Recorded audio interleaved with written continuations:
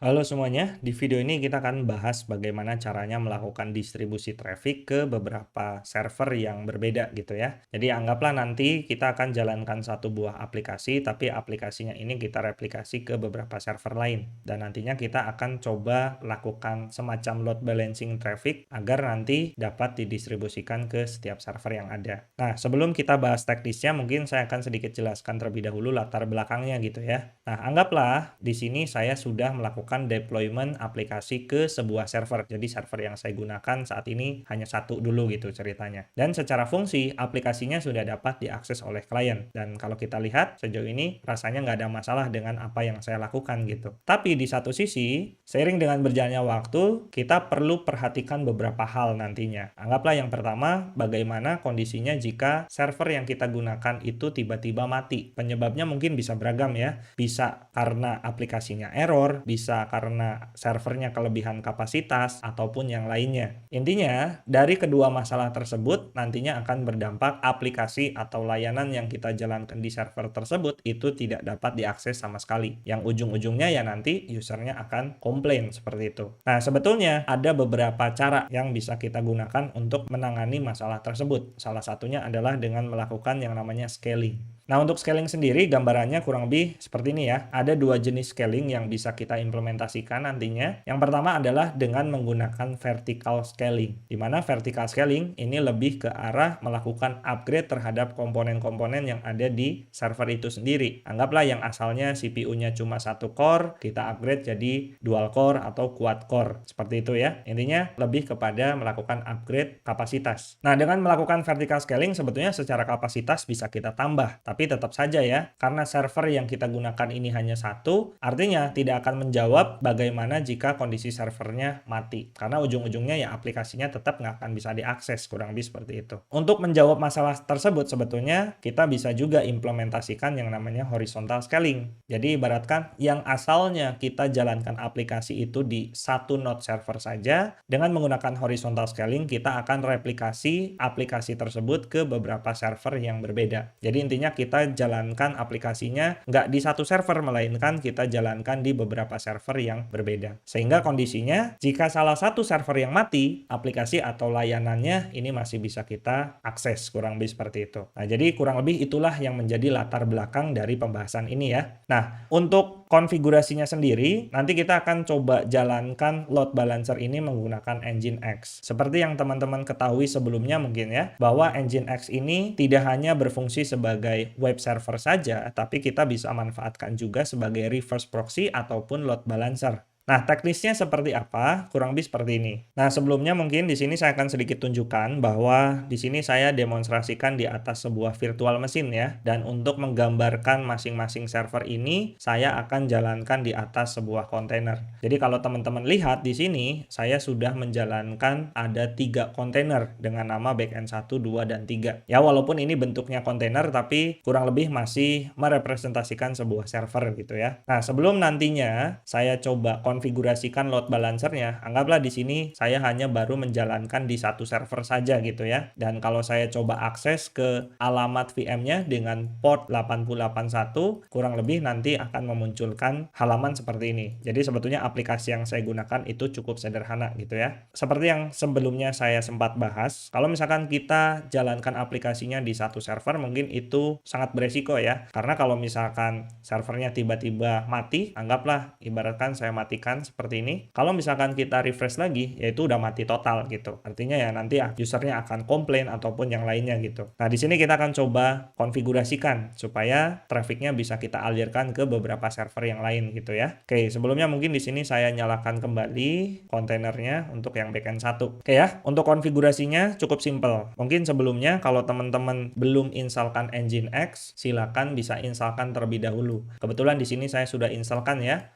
Langsung saja yang pertama di sini, untuk melakukan konfigurasi load balancer, kita perlu masuk ke direktori konfigurasi Nginx-nya. Biasanya kita melakukan konfigurasinya itu di dalam etc Nginx site available di sini. Kalau kita lihat, secara default ada satu file konfigurasi, namanya default. Nah, untuk file konfigurasi defaultnya ini mungkin nggak akan kita pakai ya, jadi lebih baik kita hapus saja dulu, sudo rm default, kemudian satu lagi ada di site enable ya, kita hapus dua-duanya. Kayak intinya konfigurasi defaultnya sudah kita hapus. Untuk menambahkan konfigurasi baru, di sini kita bisa tambahkan satu buah file ya. Anggaplah di sini saya tambahkan sudo nano demo app gitu. Ini nama konfigurasi load balancernya gitu. Nah, langkah pertama, biasanya kan kalau teman-teman mendefinisikan sebuah web server, ini akan ada bagian server seperti ini ya, yang di dalamnya mungkin akan berisikan parameter listen, kemudian server name, dan sebagainya. Nah, untuk bisa nantinya kita fungsikan sebagai load balancer, kita perlu mendefinisikan upstreamnya terlebih dahulu. Nah, caranya adalah teman-teman bisa ketikkan seperti ini. Jadi kita buat bagian upstreamnya dulu. Untuk namanya mungkin bebas ya. Dalam hal ini saya gunakan nama backend untuk nama upstreamnya, dan selanjutnya kita masukkan alamat IP servernya berapa. Kebetulan di sini saya jalankan di localhost dengan port yang berbeda tentunya. Jadi saya akan definisikan langsung di sini. Kurang lebih seperti ini. Jadi kalau misalkan teman-teman akan arahkan trafficnya nanti ke server lain, ya tinggal masukkan saja alamat IP servernya berapa di sini. Kurang lebih seperti itu gitu ya. Oke, di sini mungkin saya akan copy paste saja. Saya arahkan ini untuk yang server 1, 2, dan 3 gitu ya. Kalau sudah seperti ini, nanti teman-teman bisa fokus ke bagian servernya gitu ya. Di sini selain ada parameter listen, kemudian ada server name. Untuk servernya sendiri karena saya akan akses menggunakan nama domain, saya tuliskan seperti ini. Kebetulan sudah saya pointing juga ke alamat servernya ya. Misalkan nama domainnya demo.diywproject.site, kemudian kita arahkan locationnya ke setiap backend server yang ada. Nah, ini mungkin mekanismenya mirip seperti kita mengkonfigurasi reverse proxy ya. Di sini saya masukkan proxy pass, kemudian kita panggil nama variabel upstreamnya. Nah, kurang lebih seperti ini. Jadi cukup simpel sebetulnya ya. Nantinya setiap traffic yang ada ini akan dilempar ke backend ini. Di dalam backend itu isinya ada server 1, server 2, dan server 3. Nanti si Nginx-nya akan otomatis melakukan distribusi traffic ke setiap server yang sudah kita daftarkan di backend ini ya. Kurang lebih seperti itu. Langkah selanjutnya, karena kita menambahkan konfigurasi baru, jadi kita perlu buatkan simbolik linknya ya.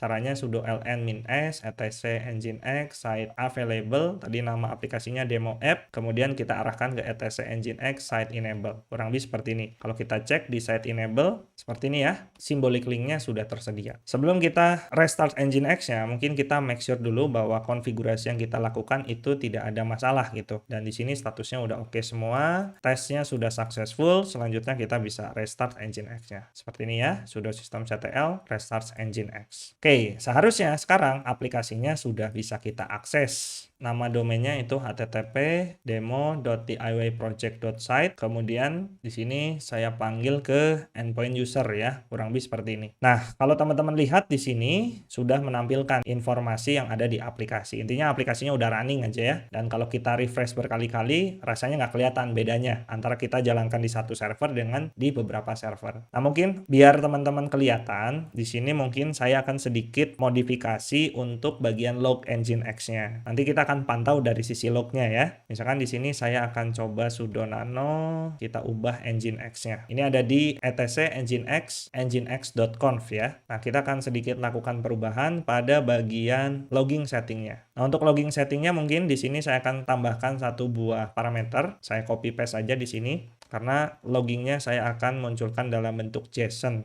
Nah, seperti ini ya. Untuk referensinya nanti teman-teman bisa googling saja. Di sini nama lognya adalah logger JSON. Kalau sudah kita save, kemudian kita coba modifikasi sedikit konfigurasi yang sebelumnya kita lakukan. Nah, di bagian ini kita tambahkan, misalkan access log. Ini kita letakkan di var log Nginx. Ini adalah directory default dari log Nginx-nya ya. Misalkan di sini demo access.log, kemudian tadi nama lognya adalah logger JSON gitu ya. Kemudian error lognya kita arahkan ke direktori yang sama juga. Misalkan seperti ini, saya kasih nama error.log seperti ini ya. Kalau sudah save, kita cek dulu. Oke, nggak ada konfigurasi yang masalah. Kita restart Nginx-nya. Seperti ini. Kalau sudah, kita bisa sudo tail -f var log nginx demo access.log seperti ini. Nah, kalau kita coba refresh ya, seperti ini, saya sudah refresh beberapa kali, harusnya nanti muncul lognya gitu. Nah, kalau dari sisi web browser, teman-teman bisa lihat, kalau saya refresh berkali-kali, kelihatannya nggak ada perbedaan gitu ya. Tapi kalau kita lihat dari sisi log, teman-teman bisa perhatikan di sini, mungkin biar enak dibaca, saya akan installkan satu buah tools, sudo apt install ccze. Nah, ini nanti teman-teman bisa gunakan juga ya. Perbedaannya seperti apa? Kita lihat seperti ini. Oke, kita tunggu dulu. Oke ya. Selanjutnya saya clear dulu, saya coba T lagi, saya tambahkan CCZE seperti ini. Nah, teman-teman bisa lihat nih, pada saat saya refresh yang pertama, di sini saya akan di-forward ke localhost port 8081. Anggaplah ini akan di-forward ke server yang pertama. Kemudian saya refresh lagi, nanti akan muncul traffic baru ya. Ini akan di-forward ke server yang kedua. Kemudian saya refresh lagi di web browser, ini akan di-forward ke server yang ketiga. Nah, kurang lebih seperti itu. Jadi secara aplikasi sebenarnya nggak akan kelihatan bedanya gitu ya secara fungsi, sama-sama masih bisa diakses. Tapi di sini kita bisa lihat secara log bahwa trafficnya ini akan didistribusikan ke setiap server yang ada sesuai dengan upstream yang kita daftarkan. Nah, kalau teman-teman lihat kan di sini prosesnya itu akan berulang gitu ya. Jadi misalkan traffic yang pertama akan dilempar ke server 1, traffic yang kedua akan dilempar ke server 2, traffic yang ketiga akan dilempar ke server 3, traffic selanjutnya akan dilempar lagi ke server 1 dan seterusnya.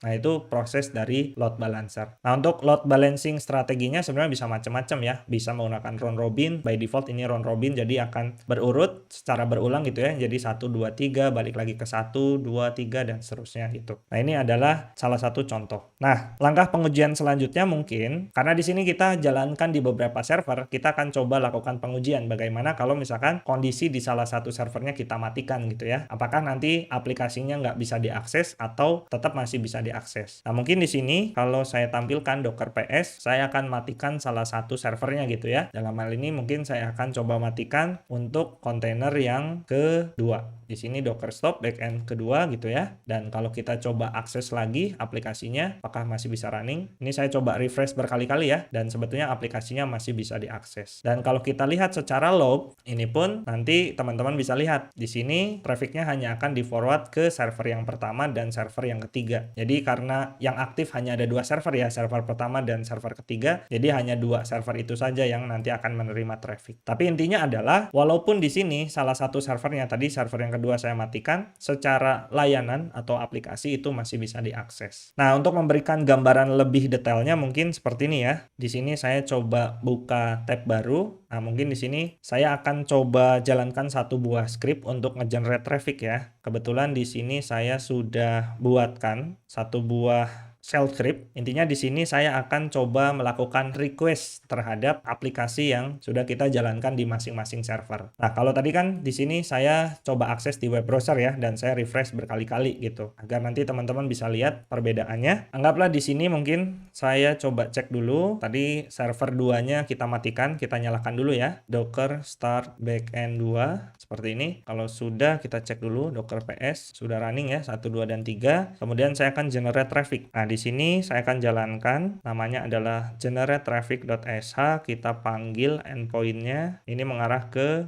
http demo.diy project.site/users. Nah, seperti ini ya. Kemudian kita generate trafficnya, mungkin kita buat 30 request saja dulu. Nah, seperti ini ya. Nah, teman-teman bisa lihat, kalau kita pantau dari sisi log, dari 1 dia dilempar ke server 2, ke server 3, balik lagi ke 1, 2, 3, dan seterusnya gitu ya. Nah, kurang lebih seperti ini ya. Jadi tadi saya mengenerate 30 traffic request. Dari 30 traffic tersebut, oke semua nih, nggak ada yang fail ya. Dan kalau kita lihat dari sisi log, semuanya sudah didistribusikan secara merata gitu. Nah, selanjutnya kita akan coba generate lagi, tapi dengan traffic yang mungkin lebih tinggi ya. Di sini misalkan saya masukkan input requestnya ada 50 kali request ya. Oke, kita akan coba matikan salah satu service-nya. Apakah berpengaruh terhadap layanan yang kita jalankan di server? Di sini kalau teman-teman lihat kan ada 3 server yang running ya, server 1, 2, dan 3. Anggaplah di sini saya matikan server satunya, backend 1 misalkan seperti ini. Nah, teman-teman bisa lihat di sini saya hanya running 2 server saja, server 2 dan server 3. Tapi teman-teman bisa lihat nih, dari request traffic yang saya lakukan, ini statusnya oke semua. Artinya secara layanan sebetulnya tidak ada masalah gitu ya. Ataupun di sini saya coba matikan lagi untuk yang backend nomor 2, Docker PS. Nah, hanya ada 1 server saja yang running, tapi di sini statusnya masih oke semua. semua. Dan kita bisa simpulkan bahwa dari total request yang saya lakukan, ada sebanyak 50 kali request ke server, statusnya itu semuanya oke. Jadi walaupun ibaratkan kondisi servernya pincang gitu ya, cuma ada satu server yang running, yang duanya mati, secara layanan ini masih bisa oke semua. Nah, kurang lebih seperti itu. Mungkin di sini ada yang satu yang gagal, tapi overall sebetulnya secara aplikasi ini masih bisa diakses, kurang lebih seperti itu. Oke, mungkin saya akan coba jalankan kembali untuk backend 1 dan backend 2 ya. Nah, kurang lebih gambarannya seperti itu.